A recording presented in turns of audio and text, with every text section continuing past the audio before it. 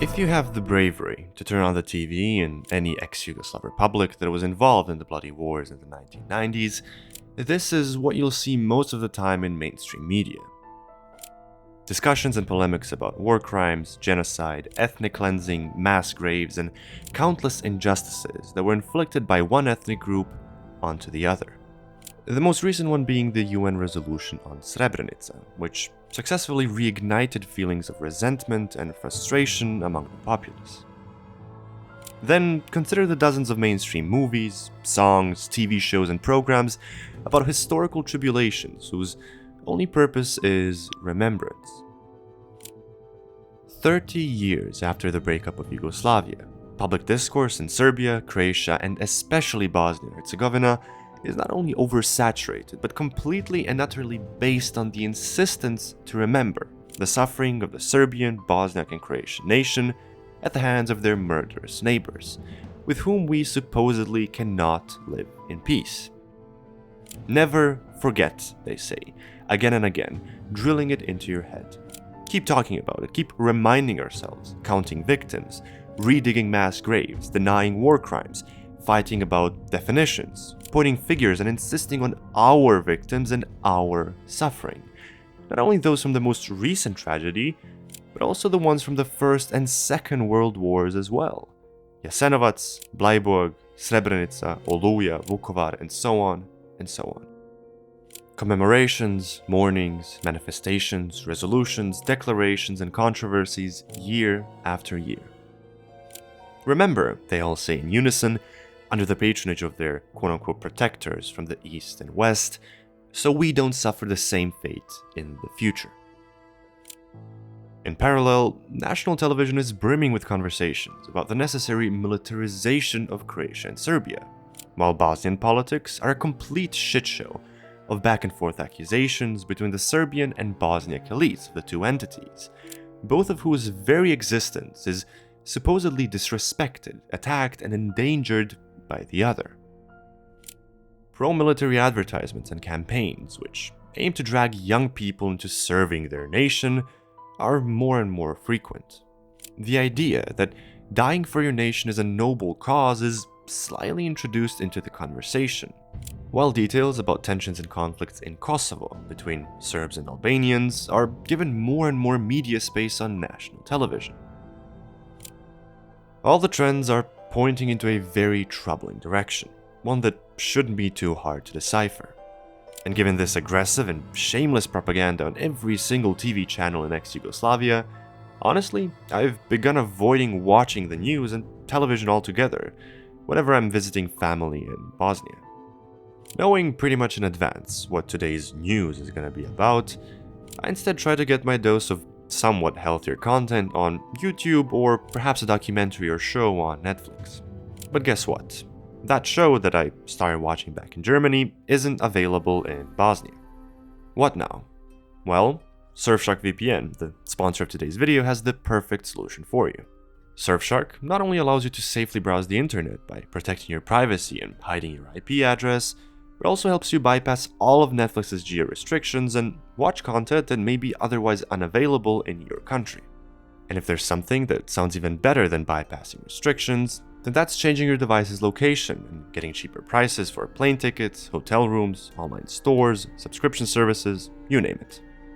And if that wasn't enough, you'll also get their extra subscription pack, Surfshark One, which has even more awesome features like Surfshark Alert, which helps you stay informed about who might be using and stealing your online data in real time. So make sure to grab their special offer and protect your privacy with Surfshark VPN, with 4 months of free access with the code BalkanOdyssey and the link in the description. And don't let predatory pricing or geo restrictions prevent you from enjoying the things you like. Thank you to Surfshark for sponsoring, and now back to the video. So, given everything we've mentioned, should we remember? Should we, 100 and now 30 years after devastating tragedies that took millions of human lives and which have brought nothing good to the working people of our wretched countries, be hyperfixating on these topics and obeying their insistence to remember? Should the current and future generations carry the burden of their parents and grandparents and their troubles and mistakes. After all, everyone was wronged by some other nationality, lost someone, a neighbor, a child, a relative, or a loved one. For those who directly participated in the mass hysteria of the 90s, willingly or unwillingly, the individual and collective trauma is often too hard to digest. It's almost impossible to expect those generations to forget or to forgive, not even from the most progressive among them. But what we can expect, and what I can claim with absolute certainty, is that future generations have no benefit and no interest in regurgitating the same old narrative that we've been hearing for the past 30 years with no signs of cessation. It should be obvious to everyone that we're wasting so much energy, resources, and time on arguing about the past, while our society is rotting, decaying, and drowning in shit. Something we're all acutely aware of, despite our allegiances to one flag or another. All the while, mind you, those same people spearheading the hate-mongering agenda are rubbing their hands and wallowing in wealth. Those same people who present themselves as supposed protectors of national interests and dignity of their people by endlessly debating, inventing, and denying war crimes, while tens of thousands of young people are leaving their countries, scammed, disappointed, with no perspective and no future, while retirees are living in abject poverty and workers drowning in crippling debt and permanent financial and social anxiety. And let me be clear, this doesn't mean that we should be holding hands, playing the ukulele, and singing love songs while ignorantly forgetting the tragedies of the past. We don't live in a fairy tale. History has real implications and consequences that need to be dealt with. What it does mean, however, is that overcoming those burdens is simply in our material interest. It is, in fact, the only way for any ex-Yugoslav nation to overcome the chains of their past and set sail into the future. But whose interest is it then to keep this devil's circle and mass hypnosis of war crime accusations and denials? Well, as I've already alluded to the answer, there's one specific group of people who love the way things are. Our beloved political elites and their background sponsors, the capitalists, our ruling class, in cahoots with imperialists from the East and West, they love this. Every Serbian, Croatian, and Bosniak political figure, businessman, quasi-intellectual, bureaucrat, government official, and minister enjoys and savors this. You can literally see it in their eyes when they talk about the victimhood and heroic sacrifice of their nation while denying the suffering of others. They love the paralysis, the blockade, and the apathy of the status quo, which legitimizes their rule as protectors of their people's national interests, while covering up decades of their incompetence, impotence, and cowardice. They're not interested in a peaceful and productive resolution and in moving forward. No, they never have been. They've objectively brought nothing to the table, have had nothing to offer for 3 decades since the collapse of socialism and reinstitution of the promised land of capitalism and democratic Europe, regardless of how many political parties and colors they paint themselves with. No political program and no perspective for the future, except the same old recycled nationalistic garbage with which they and their predecessors destroyed Yugoslavia and everything our grandparents have built and achieved, while poisoning the masses with the idea that coexistence is impossible.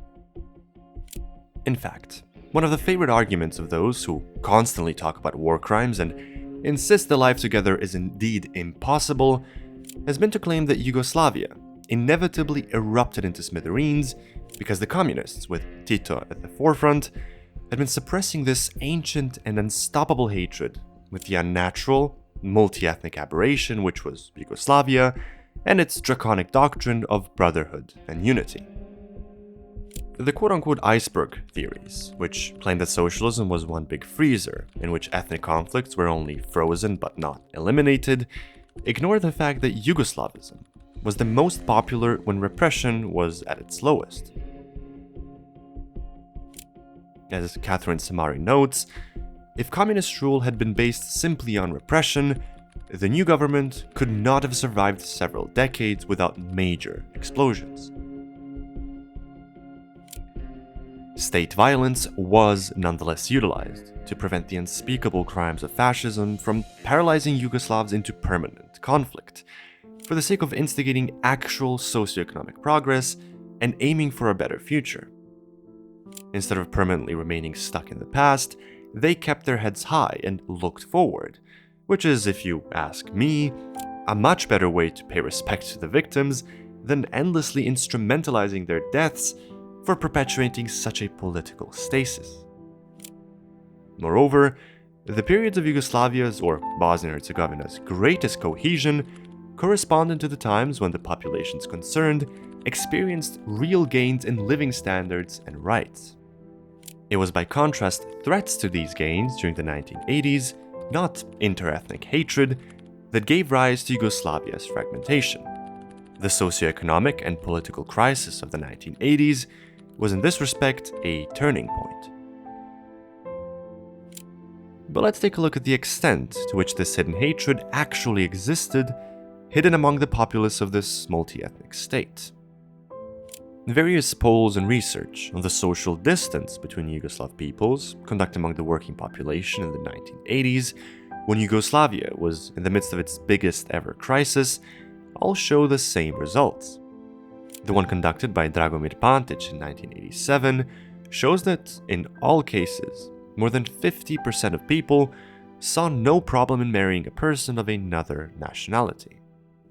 The most significant thing is that the percentage of those who expressed such an attitude among Croats and Serbs amongst each other was extremely high. In that sample, just 3 years before the election of Franjo Tudjman, 72% of Croats stated that it would not be a problem to marry a Serb, and 74% of Serbs would have no problem marrying a Croat. Even more fascinatingly, a poll conducted by the University of Zagreb's Faculty of Political Sciences in March of 1990 shows that support for the independence of Croatia was at only 10.7%. During their experience in the common state, relations between Serbs and Croats, for the sake of focusing on the most sensitive and important example, were far from being relations of hatred, until this hatred was created at the beginning of the 90s.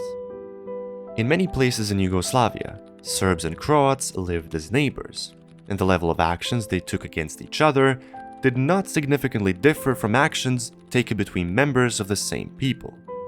This particularly applied to ethnically complex areas such as Vojvodina, Bosnia, and Croatia, where a relationship of good neighborliness developed. The supposed ancient ethnic strife and hatred between Balkan peoples was in no way more striking than the mutually destructive behavior of Western Europeans throughout their entire history. One of the unfortunate misconceptions that has been received among some people since the war for the Yugoslav inheritance began is the one that tries to connect the Yugoslav collapse with quote-unquote ancient hatreds. If by ancient one means the period before the fall of Rome, then the term is completely absurd, since the Slavs did not even settle on the Balkan Peninsula at that time. But even if taken in a less literal sense, even the notion of very old hatred has problems. In fact, the region probably had more instances of cooperation than conflict before the creation of the state in 1918, so there were no particular hatreds before that time. As Noel Malcolm writes, it is certainly true that hatred and rivalries existed in the Bosnian past. A closer acquaintance with Bosnian history will show that the existing hostilities were not absolute and immutable, nor were they the inevitable consequences of the intermingling of different religious communities. The main basis of hostility was not ethnic or religious, but economic. The hostility felt by members of the majority, though not exclusively, Christian peasantry towards their Muslim landlords. This hostility was not an absolute or irreducible force. It changed as economic circumstances changed and was subject to political pressures that significantly changed the attitude of the landed class during the first half of the 19th century. The enmity between the Catholic and Orthodox communities was also subject to changing influences, rivalry between church hierarchies, and political pressures from neighboring countries, etc. However, the discourse of Western European analysts and interpreters of Balkan conflicts often fell into this very caricature of Balkanism. The Orientalist and racist notion of the inherent savagery of Balkan peoples, exemplified in the popular work of Robert Kaplan titled Balkan Ghosts.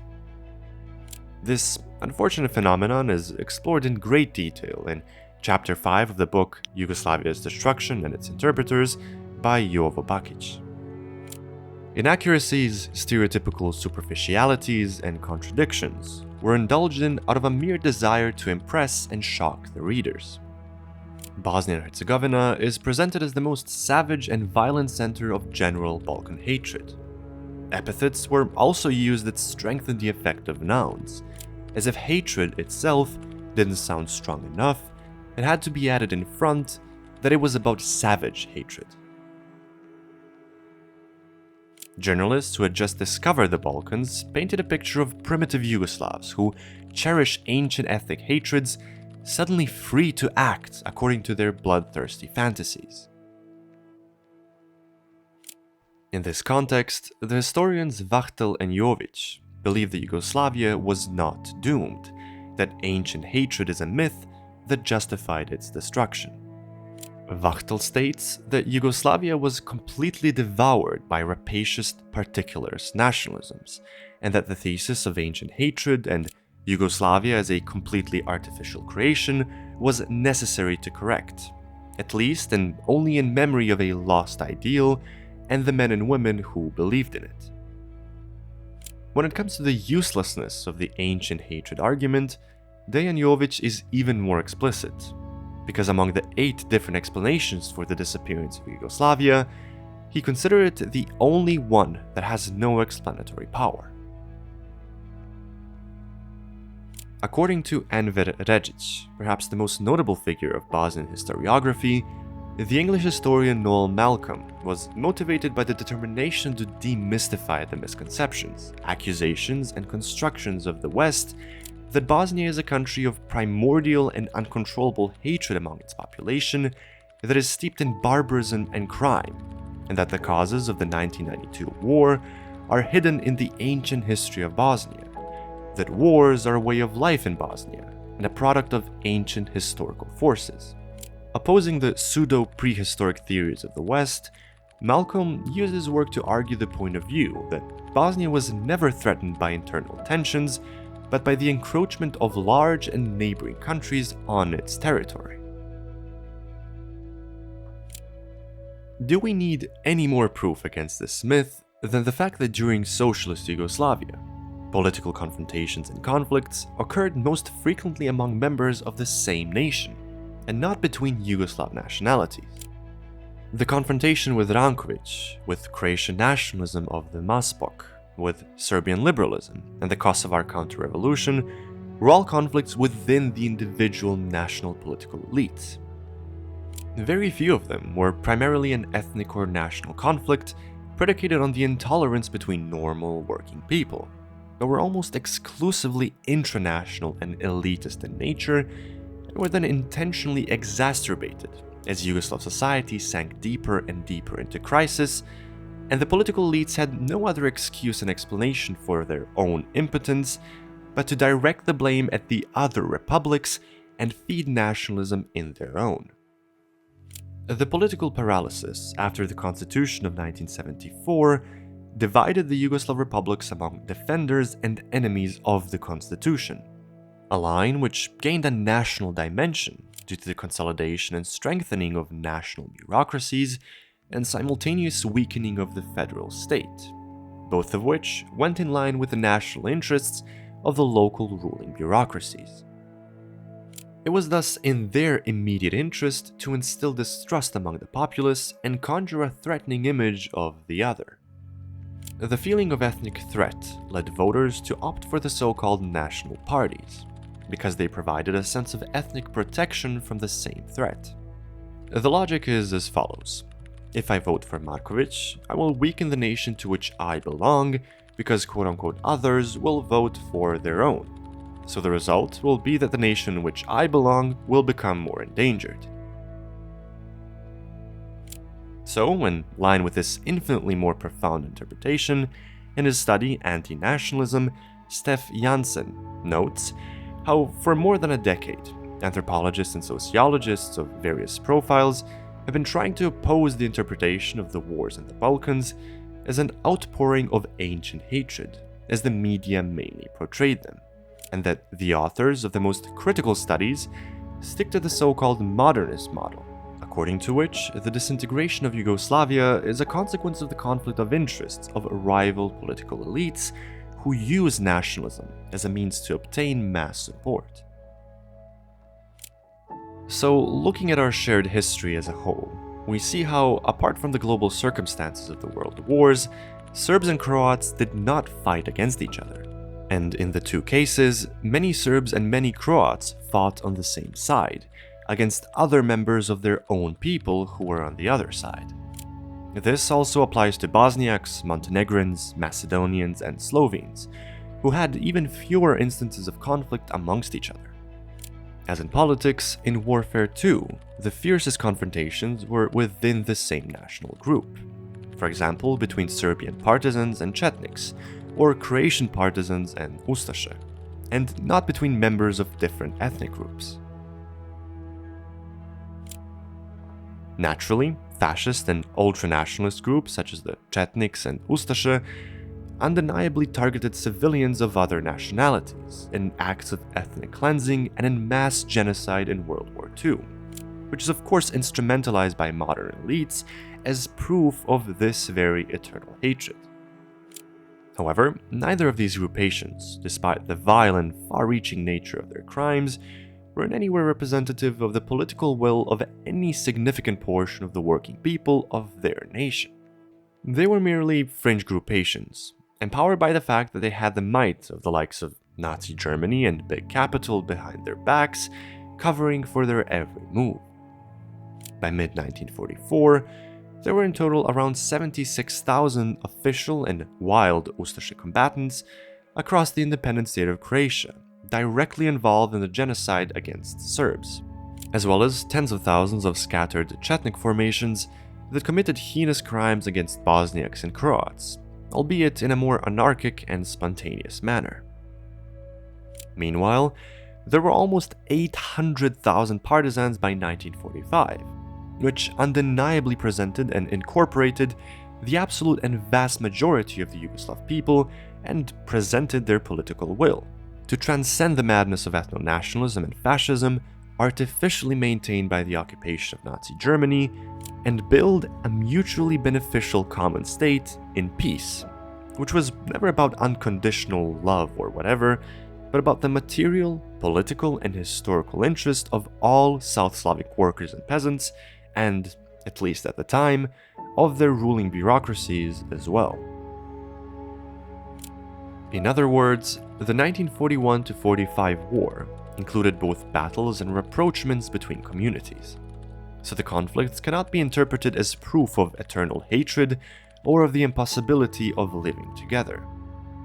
The inter-ethnic massacres during World War II were the expression of particular political orientations, just as the unity of different communities against fascism during the same war was the expression of a different political orientation, that being the People's Liberation Struggle under the banner of the Communist Party of Yugoslavia.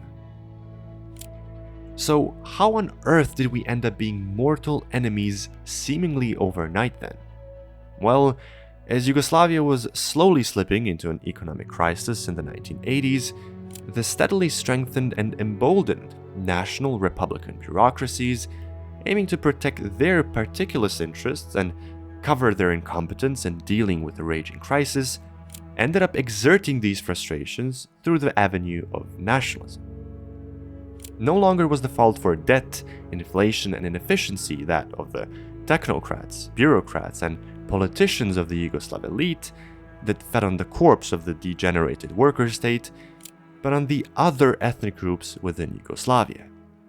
Socioeconomic frustrations were converted and sold as national hysteria through the media and the degenerated Republican leagues of communists. As to why it came to this and how it happened, take a look at my video on the history of Yugoslavia.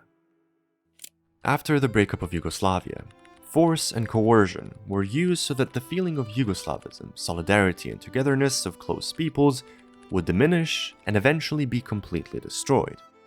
The greatest force was used precisely where the idea of Yugoslavism was the strongest, where ethnic nationalists wanted to make the normal coexistence of neighbors of different nationalities impossible. Let's remember Vukovar, Mostar, and all of Bosnia, cities and areas where people lived together and in peace. The greatest crimes in the war that followed were committed precisely in the regions where there were the most Yugoslavs as an ethnic category and where Serbs, Croats, and Muslims lived together. The hatred had to be created there. It was not the result of the experiences of the local population. As the book by Tone Bringa shows, in the vast majority of cases, it was imported, imposed, and instigated by force. Great force was used in order to convince people that it is no longer possible to live with others. This force was exerted by ultranationalist groupations which, similarly to those in World War II, were funded and armed by powerful patrons from beyond the Yugoslav borders, which had nothing to do with the actual interests and well-being of any side in the raging conflict. Of course, many people were mobilized and compelled to take up arms and genuinely defend their homes and families, but the chaotic nature of civil war also unleashed hundreds of bloodthirsty hounds who couldn't wait to exert their baseless hatred onto members of the other ethnicity. And they had all of the freedom of this world to finally put the money where their mouth is. So now, 30 years after the chaos they created, here we are, with all of the recycled demagoguery of the ruling class. Enough have we been silent, they say, about the crimes of the Croatian Ustaše and their genocide against Serbs. Enough have we been forced to bow down to a greater Serboslavia, they say in return. Enough have we been subject to the genocide by vile Serbo-Chetniks, cry the Bosniaks in the middle. Now we finally have our hands untied and voices free to mourn our victims and remember the atrocities in our own independent nation-states, with those damned communists finally gone. We'll eat those words for breakfast, lunch, and dinner, but we sure as hell will make sure that nobody ever forgets. Such are the interpretations of the breakup of Yugoslavia as this unavoidable result of ethnic strife and the irreconcilability between Serbs, Albanians, Croats, and Bosniaks, of the genocidal nature of the Croatian people, and more recently, the Serbian one. The message was the same. We cannot live, and especially not in peace, with a people that hates us. What they've left us with now, after the inferno which they ignited in the name of national interest and independence, of democratization, transition, and privatization, essentially in the name of capital, is only the rotten and impotent present that uses the past as its excuse for instilling hatred and disdain among people who've proven that they're perfectly capable of living and even prospering together in peace. Their entire identity and legitimacy as the bastions of supposed national interests entirely depends on the initiation and maintenance of this mutual intolerance. That is its only goal, not paying respect to any victims. Mind you, their common class interests as the ruling elites of our countries are by no means limited or even burdened by national divisions or borders. Their nationalisms and chauvinisms feed on each other, complement each other, and wouldn't be able to exist without one another. After all, it takes two to tango. Their crocodile tears directly shit on the graves of every single victim they supposedly mourn by instrumentalizing their deaths as cheap and useful political tokens at every annual commemoration and every election cycle. they couldn't care less about the suffering of Serbian, Croatian, or Bosnian peasants and workers whose lives were sacrificed at the altar of capital in the 1990s. So what's the solution? How do we overcome this predicament and move forward then? Well, it's quite simple actually. We have both the rich experience, the methods, and the tools for transcending the rotten status quo. All we need to do is look into the not-so-distant past. Our national liberation struggle and social revolution that was carried on the shoulders of all Yugoslav peoples alike contain all of the answers we need. All that's needed is to revive their ideas and attitudes, extrapolate them from the history books, reimagine and reapply their principles for our current material conditions.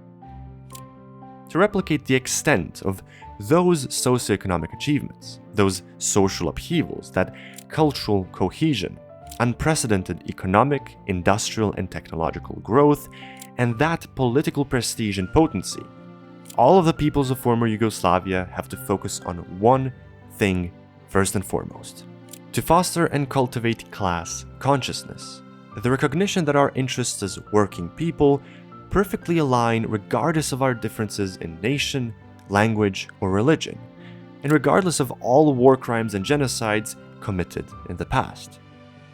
That you and I have more in common with Miloš, Josip, and Mohammed than you do with the ruling elite of your own nation. The allegiance to any flag is the allegiance to the ruling stratum of that nation, to those whose primary focus is to keep us divided and quarreled, while they feed off of our naivety.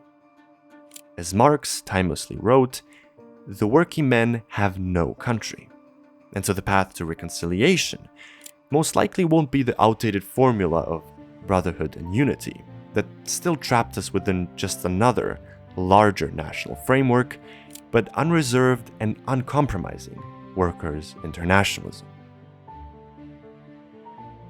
Thank you for watching, and thank you again to Surfshark for sponsoring this video.